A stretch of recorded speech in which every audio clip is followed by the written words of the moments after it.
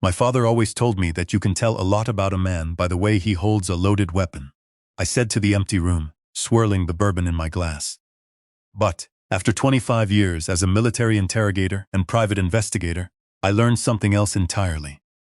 You can tell a lot more about a man by what he does when he realizes his own home has become a prison. Where are you watching from? Let me know in the comments below. And before we get into this disclaimer, this is a fictional story, but it's packed with lessons that might just change how you look at the people closest to you. 30 years. That woman had exactly 30 years with my identical twin brother Dean.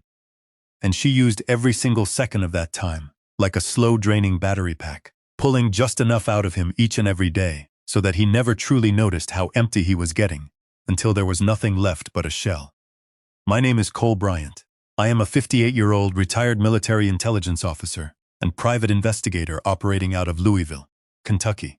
Over the course of my career, I have spent the better part of my adult life analyzing human beings in high-stress, controlled environments. I know what a hostage looks like. I know the specific, terrifying stillness that develops in someone who has simply stopped expecting anything different from their miserable situation. I recognized that exact look in my brother Dean 3 years into his marriage with Sheila. I saw the light fading from his eyes, replaced by a hollow, compliant gaze. I just didn't know what to do about it, until the night he called me from a desolate parking lot at 2 in the morning, shaking so hard I could hear his teeth chattering through the phone receiver. It was Wednesday, September 3rd, exactly 2:14 a.m. My phone vibrated violently against the nightstand, shattering the quiet of the room. My wife, Patrice, didn't even twitch. She sleeps the way righteous, unburdened people sleep, which is deeply and without a single ounce of guilt. I, on the other hand, am a light sleeper, trained by decades of midnight operations. I grabbed the phone, squinting against the harsh glare of the screen. I saw Dean's name flash across it, and I was already sitting up, swinging my legs over the edge of the bed, before the first ring had even finished echoing. "Dean," I answered, my voice steady, instantly falling into the cadence I used for extractions. Breathing, heavy, ragged breathing then. "Cole, just one word." It was my brother's voice. Yes, but there was something in that single syllable that I hadn't heard since we were 9 years old. It was the exact tone he had used when he'd fallen off the garage roof, lying in the dirt, unable to figure out if he was fatally injured or just stunned. It was a secret distress code, not one we had planned, but one ingrained in the marrow of our bones. "Where are you?" I demanded, already reaching for my tactical pants on the chair. "Covington parking lot, Hyde Park area," he stammered, his voice sounding thin and brittle. "It's 2 in the morning, Dean. I know, I couldn't go home, Cole. There was this thing with the fishing trip, and He stopped, started again, his words stumbling over each other. "Cole," I just asked her if I could go fishing with Butch's cousin next weekend. "One weekend, just 2 days. I haven't been fishing in 4 years. 4 years, Cole." I waited, listening to the silence on the other end, letting him find his footing. "She said no," he whispered, the defeat so profound it made my stomach clench. "Said she needed the garage reorganized before the Pattersons come over next month." "Cole, the Pattersons aren't coming until late October.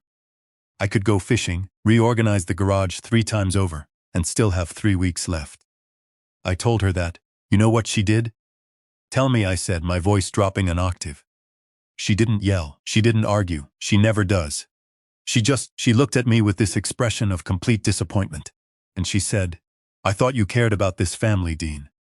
And then she just walked out of the room. A long, agonizing pause stretched between us.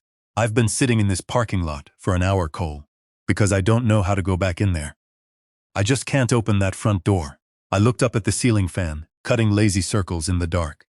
Patrice's hand found my arm in her sleep. She has radar, that woman, a sixth sense for trouble. I placed my hand over hers for a second, drawing strength from the contact. "Dean," I instructed, slipping into my boots. "Stay on the phone, do not hang up, tell me everything." He talked for 91 minutes. I know the exact duration because I checked my call log the next morning, and those 91 minutes felt like he had barely scratched the surface of a 30-year nightmare. He told me about the promotion at his aerospace engineering firm, the one 12 years ago, that would have moved them to a beautiful house in Portland, Oregon. Dean had wanted it desperately. He had practically already accepted it in his head. He had drawn up blueprints for a new workshop. Sheila called his supervisor directly and declined on his behalf. She told the man that Dean was struggling with the pressure and had decided the timing wasn't right for the family. Dean found out from his supervisor 2 weeks later in a hallway. Sheila's explanation: I was protecting us from your impulsive choices. He told me about the savings account. Sheila's name only, always had been. Dean's massive direct deposit from his engineering patents went straight into it every 2 weeks. Dean got an allowance. He used that exact word, allowance. A 58-year-old senior engineer receiving an allowance. I had to physically bite my tongue to stop myself from cursing. It was for gas and lunch. Any extra required a proposal and her approval. He told me about Marcus Ford, Dean's closest friend since college. The man who stood as his best man at their wedding. The man who helped him build his first car. Sheila decided roughly 8 years ago that Marcus was irresponsible and a toxic influence. Why? Because Marcus had gone through a messy divorce, and Sheila believed that kind of independent thinking was contagious. Dean hadn't spoken to his best friend in going on 7 years. He wasn't allowed to, and then he mentioned Tyler and Mara, his own kids, good kids, brilliant kids, both of them, but raised in a house where they watched their father ask permission to simply exist.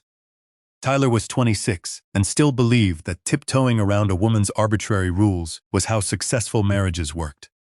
Mara had moved to Columbus 2 years ago and only ever called her dad when she knew for a fact Sheila wasn't home. I sat in the dark of my bedroom in Louisville, and I felt something fundamental shift in my chest.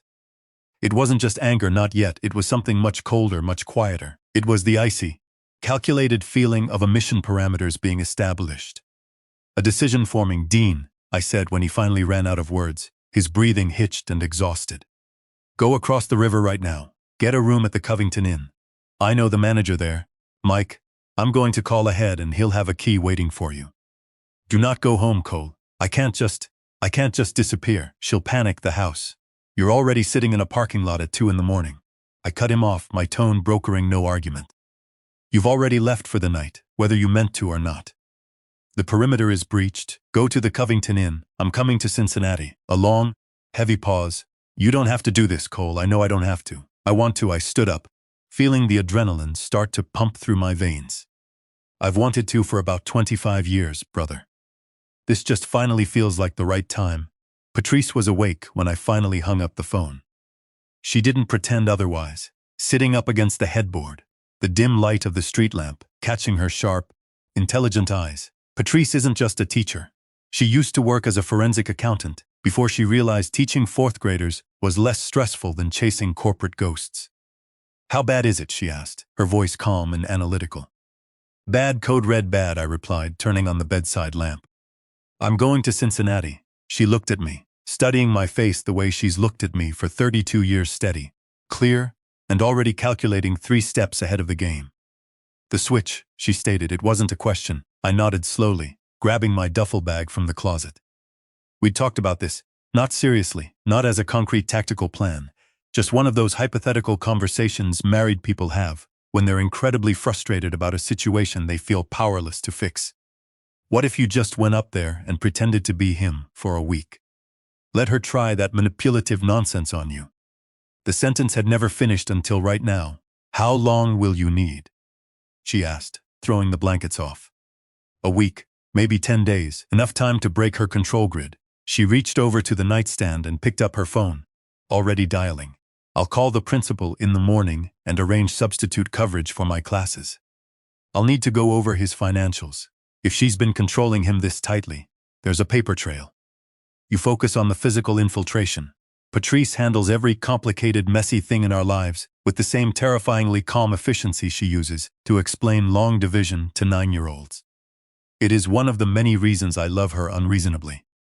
You're going to need to practice his handwriting, Cole, she said, looking up from her screen. He still does that weird loop thing with his 7s. I noticed it on the Christmas cards. I know I've got it down. We're identical twins. Patrice, we share the same DNA. We're not strangers. You haven't been in the same room with Sheila for 4 solid years, she reminded me, pointing a stern finger at my chest. She is a control freak. She's going to be looking for anything that's off, any micro-expression, any deviation in routine. You need to be flawless. She gave me the look, the one that meant she was deadly serious. Practice the 7s, Cole. I practiced the 7s. I arrived in Covington on Friday morning. September 5th, pulling my unmarked SUV into the hotel lot, just as the sun was burning off the river fog. Dean was in room 114 of the Covington Inn. It was a good, secure room, river view, ground floor, easy egress, the kind of place that's comfortable without drawing any unnecessary attention. When he opened the door, he looked like a man who had slept deeply for the first time in a decade, yet still hadn't quite figured out how he felt about it. The exhaustion was etched deep into the lines of his face. We sat across from each other at the small, cheap laminate table by the window, and I studied his face intently. It was the same face I've been looking at since before I can even remember forming memories. Same square jaw, same deep-set eyes, same slight asymmetry on the left side of the bridge of the nose that only matters to the two of us. 58 years of the exact same genetic information had diverged into two entirely different human experiences. I was built of reinforced steel and tactical awareness. He had been ground down into dust. Dean looked back at me, his eyes tracking my movements. "This is incredibly strange," he said softly, rubbing his face. "It's always strange. We're identical twins, Dean. It comes with the territory. No, I mean..." He gestured vaguely between the two of us. "You look like what I think I'm supposed to look like." Does that make any sense? It made complete, heartbreaking sense. And it was the exact thing that cemented the mission for me, right there at that flimsy table. More than anything else he'd said on that marathon phone call. "All right, here's exactly what's going to happen," I said, leaning forward, resting my forearms on the table, flipping open my leather-bound notebook. "You are going to tell me everything, every single detail, schedules, routines, what time she wakes up, what she makes for dinner, Monday through Sunday, what you watch on weeknights, what you drive to work, what specific route you take, what time you're expected to walk through that front door. I need her patterns, her emotional triggers, her tells. I need to know where the bodies are buried. Everything, Cole. You can't do this. She's going to know. She observes everything she might," I conceded, clicking my pen eventually. "But I promise you, Dean, she is going to spend the days before she figures it out more confused and off balance than she has ever been in 30 years of micromanaging your existence. And that confusion is going to be highly educational for everyone involved." Dean was quiet for a long moment, staring out at the river. Then, the absolute smallest thing happened. The corner of his mouth twitched upwards. "She reorganized the garage last spring, Cole. She hired a company to install custom racks. There is absolutely nothing in it that needs doing. I know she fabricated a crisis to assert control." "I know she did, Dean," I said gently. He looked out at the Ohio River, moving slow, gray, and unstoppable in the September morning light. "She told my boss I didn't want that promotion, Cole. I designed the propulsion system that got us that contract. I wanted that promotion more than anything. I know you did, and we're going to get it back." He turned back to me, and for the first time since I'd arrived in Covington, he looked like my brother instead of a broken man I used to know. The spark wasn't dead. It was just buried. "Don't blow up my house, Cole," he warned, a hint of his old humor breaking through. "I'm not going to blow up your house, brother," I said, setting my pen down. "I'm just going to remind it what you sound like when you speak." We spent all of Friday and Saturday locked in that hotel room, running what amounted to a full intelligence briefing. Dean talked, and I took meticulous notes, a thick yellow legal pad filled rapidly, because Patrice was absolutely right about the details. The devil is always in the details. Sheila's ironclad schedule, her specific coffee order in the morning, 2 pumps of vanilla, skim milk stirred exactly 3 times. The highly specific, completely illogical way Dean was required to load the dishwasher that she'd corrected enough times that it was now muscle memory for him. The neighbors to avoid, because they asked too many questions. The ones who were genuinely Dean's people, whom he was forced to ignore. The way Sheila casually referred to his groundbreaking engineering work as, "your little projects." Dean said it so neutrally that I don't think he even registered the insult anymore. But I registered it. I logged it as hostile action. Sunday morning, September 7th. I put Dean on a Greyhound bus headed south to Louisville. Patrice was waiting for him at the station. She'd agreed to host him, feed him properly, and most importantly, confiscate his phone unless it was an absolute emergency. Her mandate was clear, her exact words to him at the door, as relayed to me via text later that afternoon, were, "Come in, eat a steak, watch the game. Your brother's got the perimeter secured." Sunday afternoon, at exactly 3 p.m., I drove Dean's car. sensible, agonizingly boring gray sedan that had Sheila's preferred classical radio station already programmed across the river and into the upscale Hyde Park neighborhood of Cincinnati. I pulled into Dean's pristine driveway, killed the engine, and sat for a second in the silence of the cabin. 30 years she ran this man, 30 years of psychological warfare, 10 days I figured, 10 days of a slightly different version of the exact same face. Let's see what the great Sheila Vance does when the machinery suddenly refuses to run on her command. I got out of the car, straightened my shoulders, adjusted my posture to mimic Dean's slightly defeated slump, and walked up the front steps of my brother's house. Welcome back to Sweet Family Revenge. Grab your snacks, get comfortable, and remember, the people in these stories always had every chance to behave themselves. They just chose wrong. Drop a comment below, and make sure you subscribe. You're going to want to be here for what comes next. I opened the front door. Sheila was in the kitchen, Sunday dinner. It was pot roast, which Dean had explicitly mentioned was her signature performance dish. The meal she prepared when she wanted the house to feel like everything was perfectly fine. A culinary illusion of domestic bliss. She didn't look up from the stove when I walked in. "You're late," she stated, her tone flat and accusatory. "Traffic on the bridge," I replied seamlessly, my voice perfectly modulated to Dean's pitch. I set Dean's keys on the hook by the door, the right hook. Dean had specified in the briefing. It was always the right hook. I walked into the kitchen like I'd done it 10,000 times before. Because Dean had 10,000 times of walking on eggshells, the Pattersons confirmed for October 15th. Sheila said, still refusing to grant me eye contact, stirring a pot of gravy. "I told them we'd do a formal dinner here. I need you to look at the garage this week. The shelving on the left side has been loose for months." "I'll take a look," I said, opening the fridge to grab a water. "Also, your mother called. I'll call her back." She called twice. Dean, I closed the fridge door, turned, and looked at Sheila directly. She was still facing the stove, her back to me, poised, composed, the specific, rigid posture of a woman who fully expects her words to land as unquestionable commands, requiring no eye contact to enforce them. 25 years of interrogating suspects and watching people in high-security institutions taught me a vital lesson. People who control others rarely look at them when they're dispensing instructions. Eye contact implies a two-way street. It implies negotiation. Instructions do not negotiate. "I'll call her back, Sheila," I said, same tone, no edge. Just a statement of fact. She didn't respond, which in her language meant the interaction was over, and she was satisfied. I didn't know it yet, but that exact exchange, so minuscule, so utterly routine, was going to feel completely different to her by Wednesday. Dinner was quiet, the air thick with unspoken rules. Tyler stopped by. He lived 12 minutes away in Oakley, worked at a high-end marketing firm downtown, and ate with us out of habit more than desire. He sat across from me, picking at his roast. Halfway through the meal, he looked at me, really looked at me, across the table, with an expression I couldn't fully read. It wasn't suspicious, exactly. It was something more careful, more analytical than that. I filed it away in my mental dossier. Tyler was sharp. After Tyler left, after the heavy silence had settled over the house, I cleared the table and did the dishes without being asked. This, apparently, was a massive deviation from Dean's carefully curated pattern of submission. Because as I was drying a plate, I caught Sheila watching me from the doorway. Her expression wasn't grateful. It was the look of a mechanic checking to see if a vital gear had somehow slipped out of alignment. I finished the dishes, walked into the living room, and turned on the evening news. Sheila came in exactly at 9 p.m., sat in her designated armchair, and picked up her historical fiction novel. 10 minutes passed in absolute, suffocating silence. "You're quiet tonight," she finally said, turning a page. "Long week," I said, keeping my eyes fixed on the television screen. "Good quiet, though." She turned another page, a little too sharply.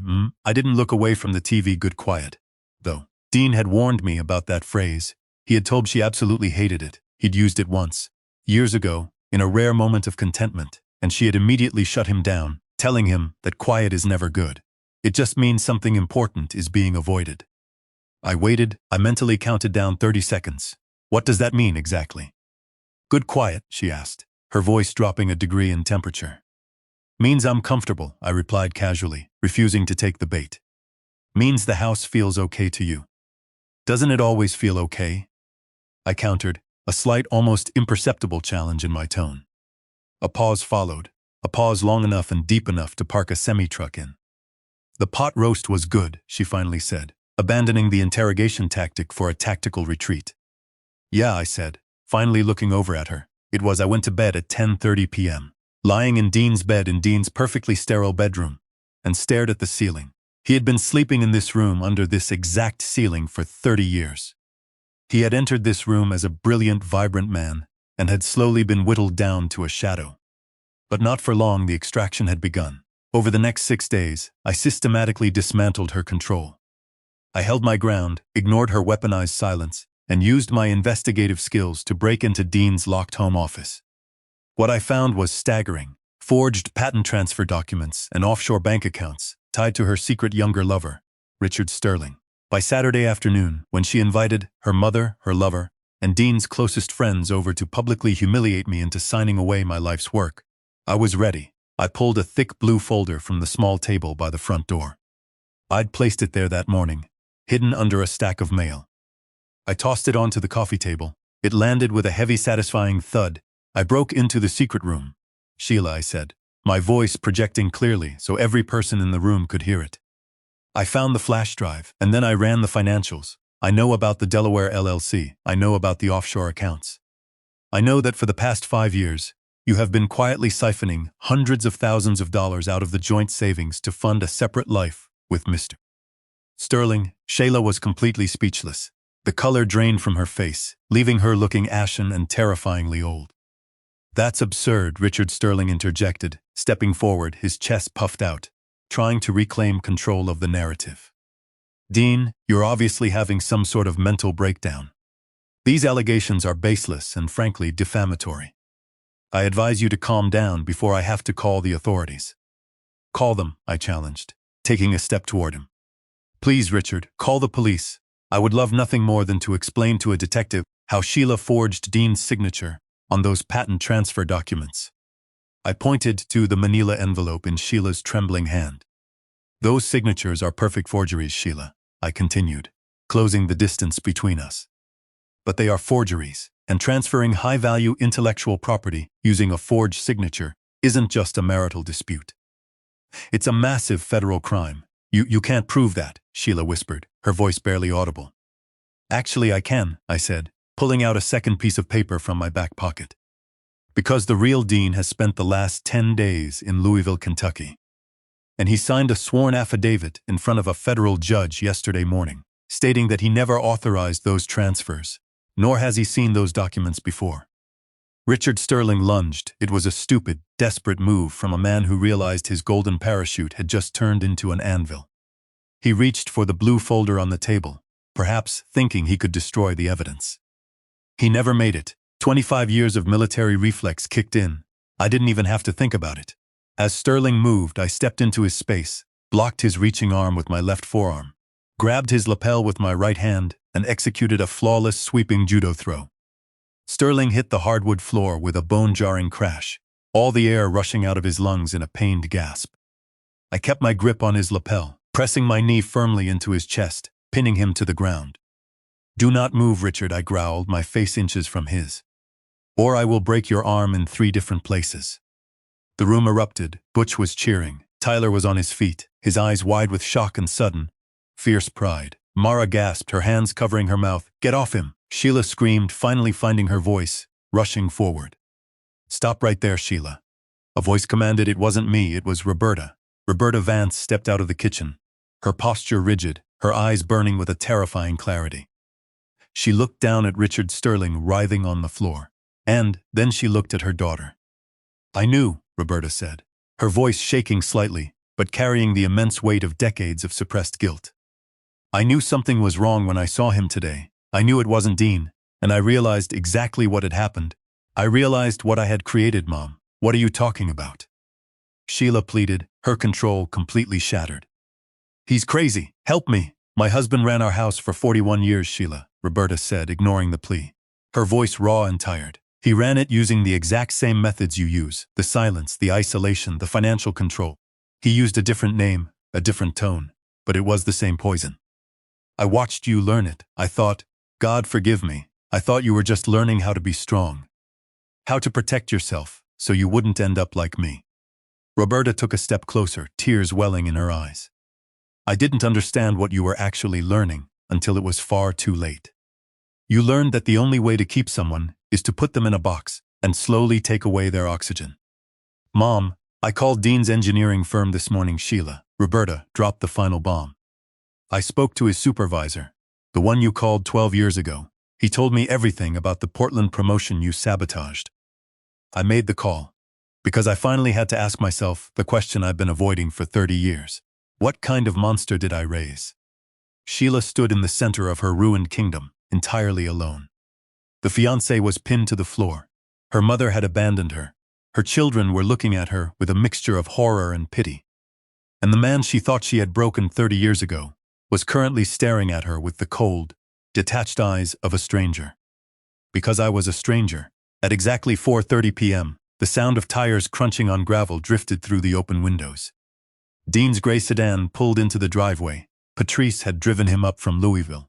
She walked through the front door first, stepped over Richard Sterling, who was now sitting against the wall, nursing a bruised ribs, and wounded pride gave me a sharp nod that clearly communicated, I know everything, and I will debrief you in detail later, and calmly went into the kitchen to introduce herself to Marcus Ford.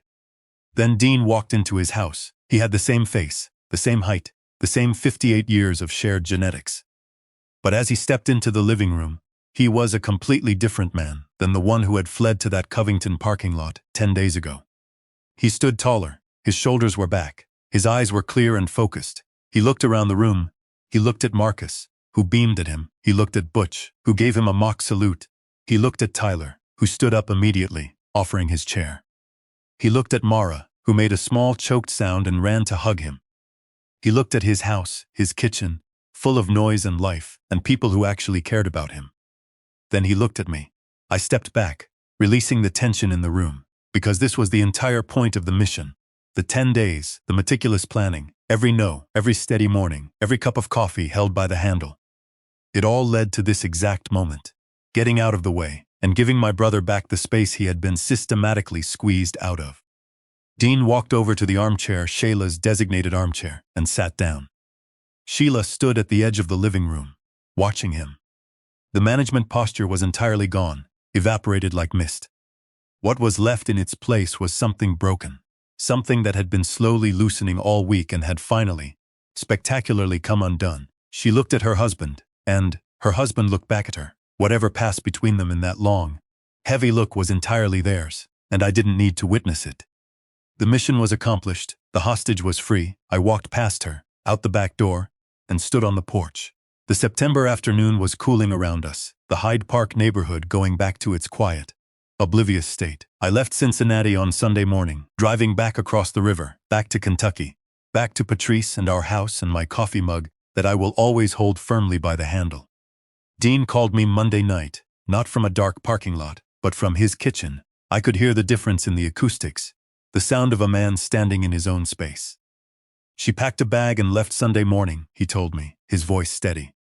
She's staying with Julian. Her lawyer called my lawyer this afternoon. We're filing the papers. How are you holding up? I asked. I'm okay, Cole. Tyler came over and helped me change the locks. Mara is coming down next weekend to help me paint the den. He paused, a genuine warm laugh escaping his chest. We're painting it a really loud, obnoxious blue. Good. I smiled. Cole, he said, his tone shifting, becoming more serious. Thank you for everything. You don't have to thank me, Dean. I'm your brother, I know. But you gave me my life back. There is a standing monthly dinner now, first Saturday of every month, at a steakhouse in Hyde Park. I've been to 3 of them. It's me, Dean, Tyler, Marcus, and Butch. At the last dinner, Dean ordered a bourbon, looked around the table, and laughed at a terrible joke Butch told. It was a real, unguarded laugh. Tyler looked across the table at me, raised his glass slightly, and nodded. That's the look I'm going to remember, the look of a family finally breathing freely. Some lessons don't need a closing argument, but I'll give you one anyway. Never mistake silence for compliance, and never assume that a person you've broken won't eventually find someone to help them put the pieces back together into something sharper and much more dangerous. If you liked this story, if you love seeing arrogant manipulators get exactly what they deserve, join our community. Hit that like button, subscribe to the channel, and turn on notifications for more real, raw, and satisfying stories. Leave a comment below with your favorite moment. Until next time, stay sharp and take care of your people.